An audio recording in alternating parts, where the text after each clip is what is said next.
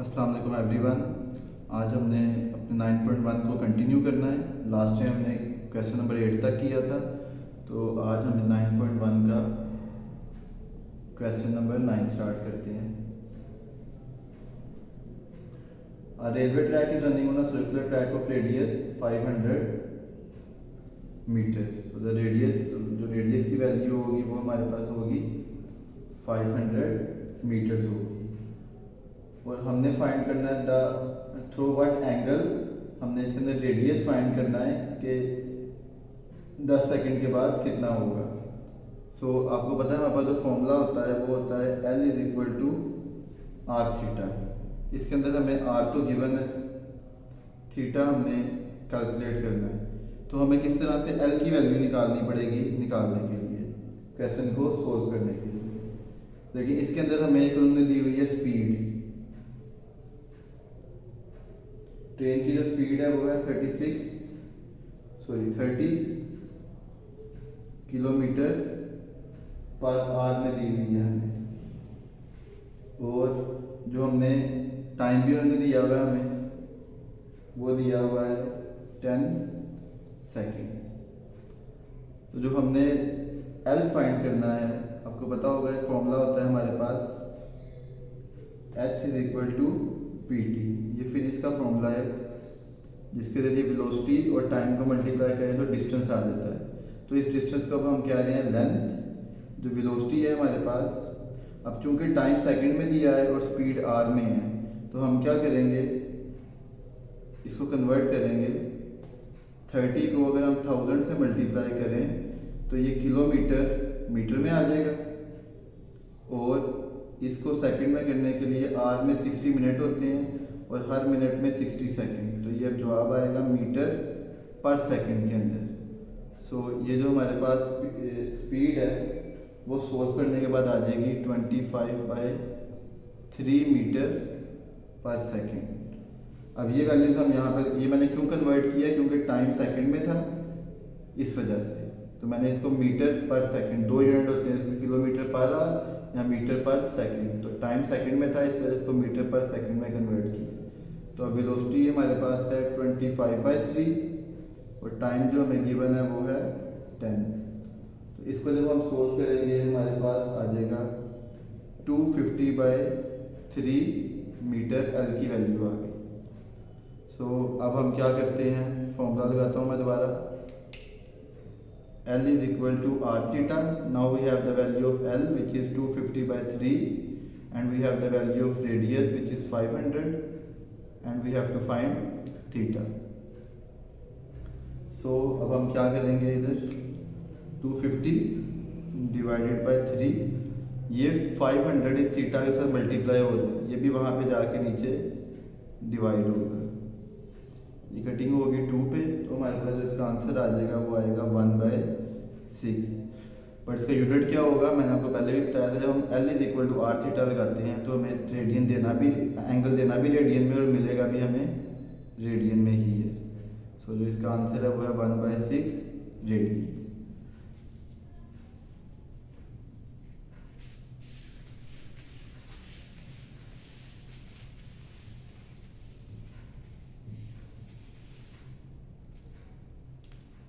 Question number 10 की तरफ चलते हैं। इसमें हमारे पास एक हॉर्स है जिसको थेथर्ड किया गया है 9 मीटर लॉन्ग रोप के साथ।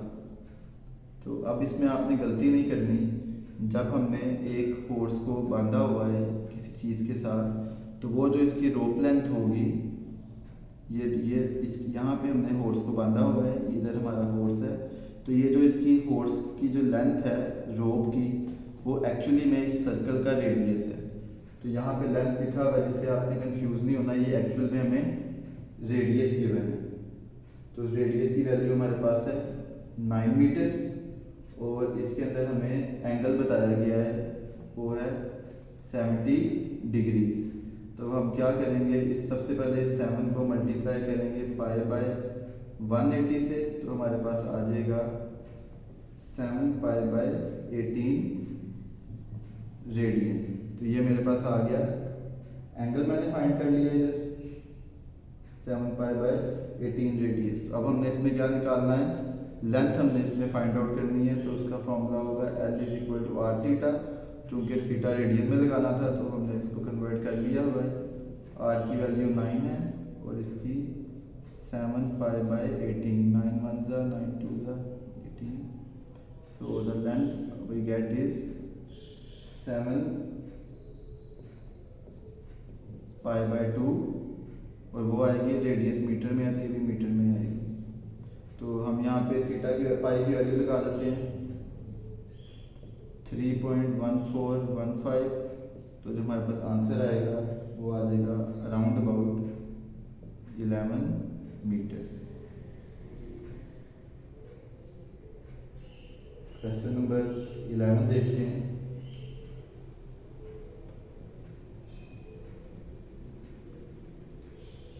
एक पेंडुलम है। तो पेंडुलम इस तरह होता है, तो ये इस तरह मूव करेगा। तो ये जो पेंडुलम की लेंथ है ये एक्चुअल में इस सर्कल का, कंप्लीट सर्कल में तो मूव नहीं करेगा, इतना मूव करेगा, लेकिन सेमी स्क्वायर में तो ये इसकी जो लेंथ होगी ये इस सर्कल का रेडियस होगा। सो जो हमें यहाँ पे लेंथ गिवन है वो है 20 सेंटीमीटर में, और जो इस पेंडुलम का जो एंगल बन रहा है मूव करने पे वो बन रहा है 20 डिग्री। तो थीटा वो हमारे पास है 20 डिग्री। तो हमने इसको क्या करना है, थीटा को रेडियन में कन्वर्ट करना है। तो π/180 से मल्टीप्लाई करेंगे तो आंसर आ जाएगा हमारे पास π/9 रेडियन। सो अब हमें r निकालना है इस क्वेश्चन में। सॉरी, मुझसे यहाँ मिस्टेक होगी। मैंने आपको जैसे बताया कि जो लेंथ है इसकी पेंडुलम की वो असल में इसका रेडियस है। सो हमने इसमें लेंथ कैलकुलेट करनी है। तो लगाएंगे L = r थीटा, r की वैल्यू 20 और थीटा की वैल्यू π/9। तो जब हम इसको सोल्व करेंगे हमारे पास आंसर आएगा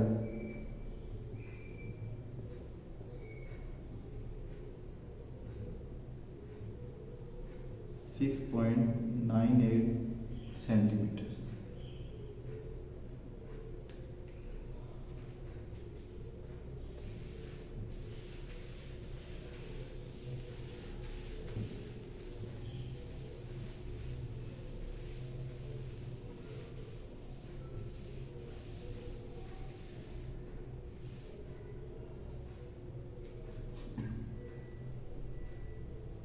अब इसका क्वेश्चन नंबर 12 देखते हैं हम।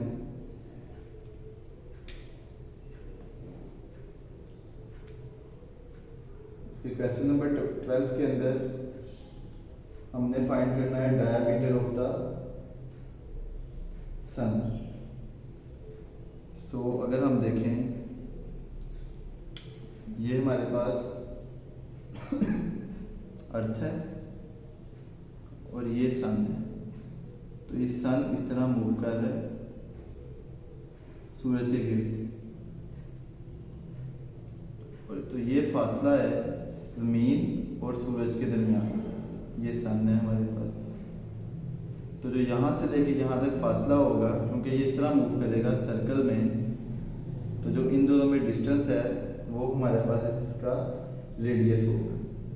तो जो रेडियस की वैल्यू हमारे पास है, जो डिस्टेंस हमें दिया हुआ है, इसको हम अज्यूम करेंगे एज ए रेडियस।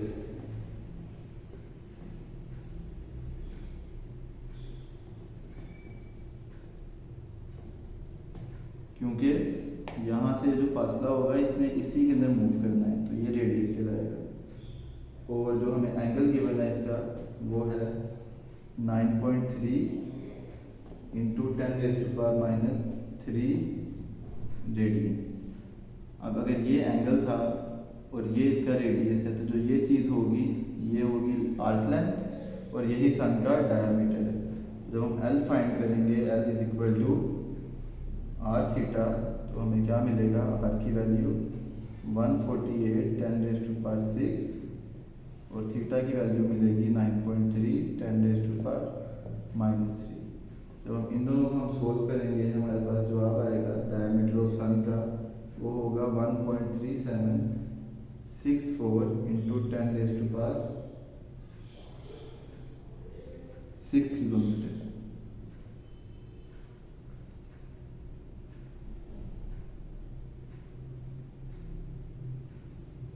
सिमिलरली अगर हम क्वेश्चन नंबर 13 को देखें,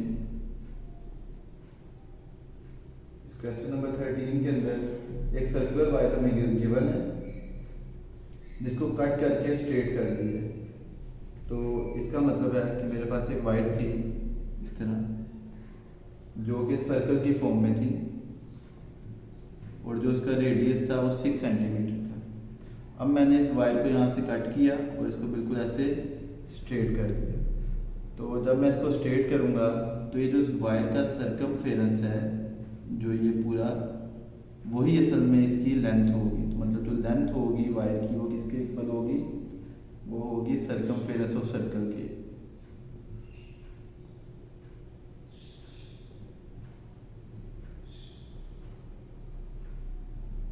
और उसकी वैल्यू होती है सर्कल होता है 2 पाई r के इक्वल। तो जब हम यहाँ पे 2 पाई और r की वैल्यू 6 लगाएंगे तो हमारे पास लेंथ आ जाएगी 12 पाई मीटर्स के अंदर हमारे पास इसकी लेंथ आ जाएगी। अब वो कह रहा है आपने इसको दोबारा एक सर्कल में कन्वर्ट करना है, लेकिन अब उस सर्कल का जो रेडियस होना चाहिए, तो आपने वायर को स्ट्रेट किया, दोबारा आपने इसको सर्कल की फॉर्म में कन्वर्ट करना है, लेकिन जो इसके वैल्यू होगी रेडियस की वो होगी इस दफ़ा 24 सेंटीमीटर। ये भी असल में सेंटीमीटर में था। तो अब हमने निकालना है कितने एंगल के अंदर वो आएगा। तो L is equal to R bar theta. अब हमने न्यू एंगल निकालना है। सो अब L की वैल्यू हमारे पास है 12 पाई और रेडियस दिया हुआ है 24। सो 12 पाई को 24 पे डिवाइड करेंगे तो आंसर आएगा पाई/2 रेडियन जो कि 90 डिग्री होता है। इसका मतलब है कि हमारे पास अब जो वायर होगी वो कितने एंगल के ऊपर आएगी, 90 डिग्री के ऊपर उसका लूप बनेगा। बाकी इसके क्वेश्चन 4 क्वेश्चन रिमेनिंग रह गए हैं, वो हम नेक्स्ट वीडियो में करते हैं। अल्लाह हाफिज़।